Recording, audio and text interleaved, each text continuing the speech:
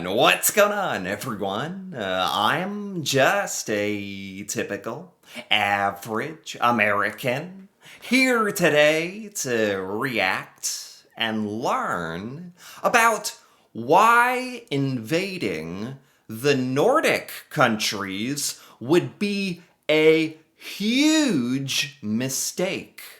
Part 2. So today, I really want to watch the rest of this video that is talking about what Norway, Sweden, Finland, and Denmark are doing to prepare for the possibility of a conflict with Russia.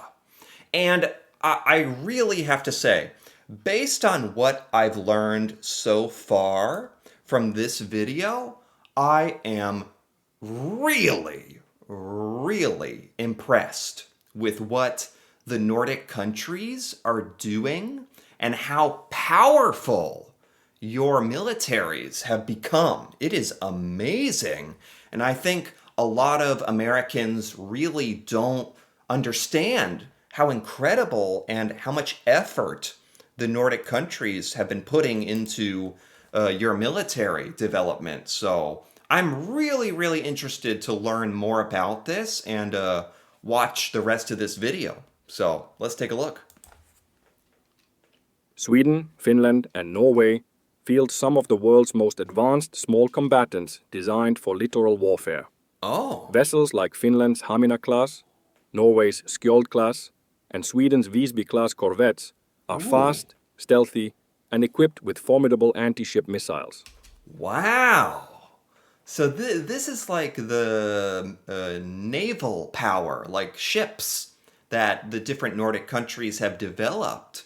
And apparently, I have to admit, here in the United States, we take a lot of pride in our military, and we spend so much money on our developing our military. But it sounds like in the Nordic countries, you guys have developed these ships and these sea vessels that are some of the best in the entire world. While Russia maintains nominal superiority in strategic naval platforms such as carriers and submarines, its vulnerability to modern asymmetric tactics and the demonstrated success of far less equipped forces has thrown its naval supremacy into serious doubt. Oh, interesting. So Russia does have a lot of resources, and it sounds like they have a lot of very large ships, but does the Nordic countries, you guys have a lot of these smaller, nimble, incredibly powerful vessels that also with better tactics and strategy could be used better and more effectively than these huge Russian things. Russian propagandists often threaten the Nordics with nuclear strikes, but in reality, it wouldn't work out well for Russia. Oh my God. Prevailing winds would blow fallout eastward, back toward Russian territory. What? Hold on, what? Whoa. I didn't know we were going to get into all this. This is scary.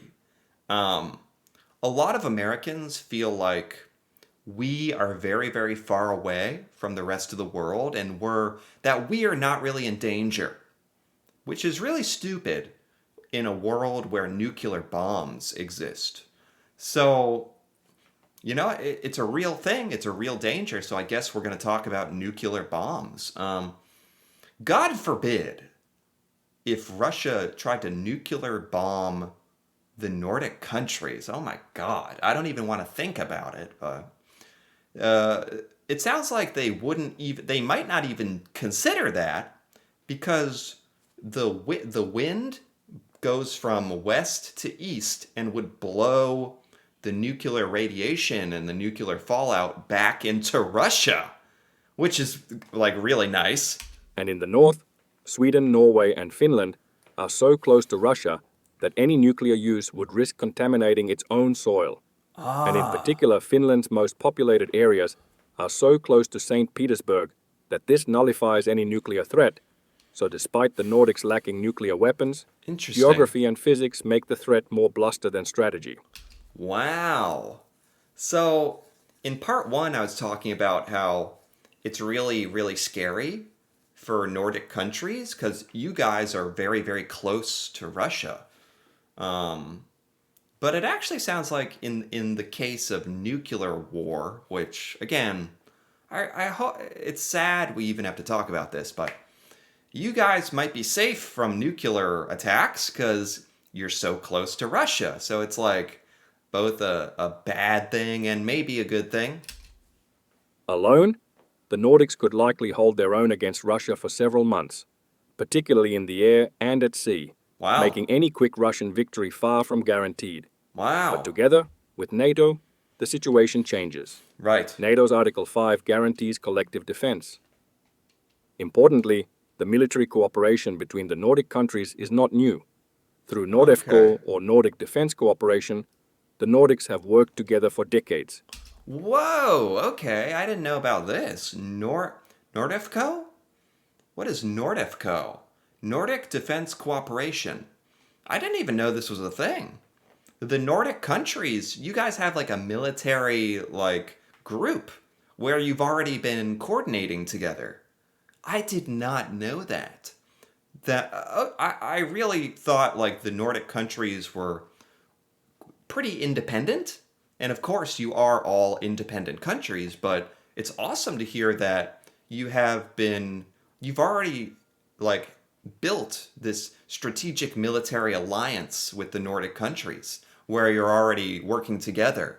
That's probably paying off really big right now, especially since all the Nordic countries are kind of able to work together to prepare for any possibility of war with Russia. I didn't know about any of this. Sharing strategic objectives, conducting joint exercises, and building mutual interoperability. Wow, that's great. While some external observers viewed NATO membership as a binary shift for Finland and Sweden, the reality is that Norway and Denmark were already deeply integrated with their Nordic neighbors. In the event of a Oh my Russian attack God. on Finland or Sweden, even before formal NATO accession, it was highly unlikely that Denmark or Norway would have remained on the sidelines. Right. So it doesn't even matter like the organization you're in or the NATO or the way if Russia attacks like a Nordic country, you got to think just out of principle, a lot of countries around the world are going to have a very big problem with that. And it sounds like the Nordic countries are already prepared to defend each other or work together. But on top of all that, you do have NATO in place, which is good. So, yeah, I have to say, hearing a lot of this, even as an American, I feel a lot better and like I feel safer because of a lot of this. So that it's really great to hear. In practical terms, NATO members in Europe have been allied to Finland and Sweden all along. In hindsight, and even now in 2025, these decisions look increasingly prudent. Okay, I'm sorry, but I'm looking at the video here. Do you guys really learn how to shoot guns while using skis?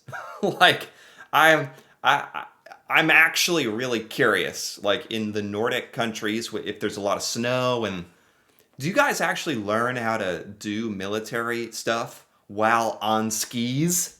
And even now in 2025, Cuz this is amazing. these decisions look increasingly prudent.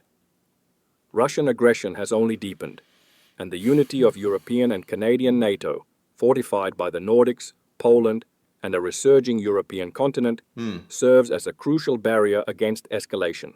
Right. But will the Nordics become a battleground? History suggests it's possible. Russia has fought multiple wars with particularly Finland and Sweden.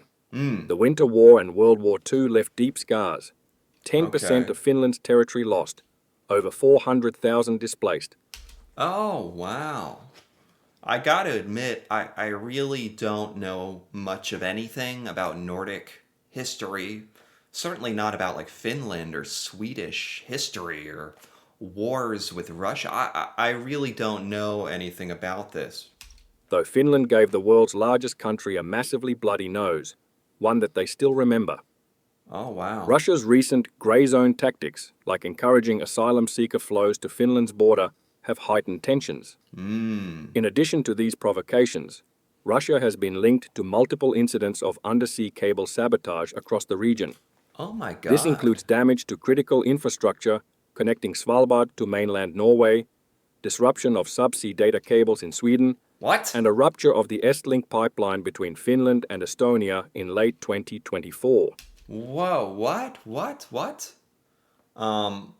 I heard about some pipeline a while ago getting cut, but a lot of this stuff, a lot of this stuff that Russia has done to Nordic countries, cutting cables, and I didn't know any of this had happened. This is huge. Like, no wonder the Nordic countries have been preparing for war with Russia. No wonder you guys are like doing all this.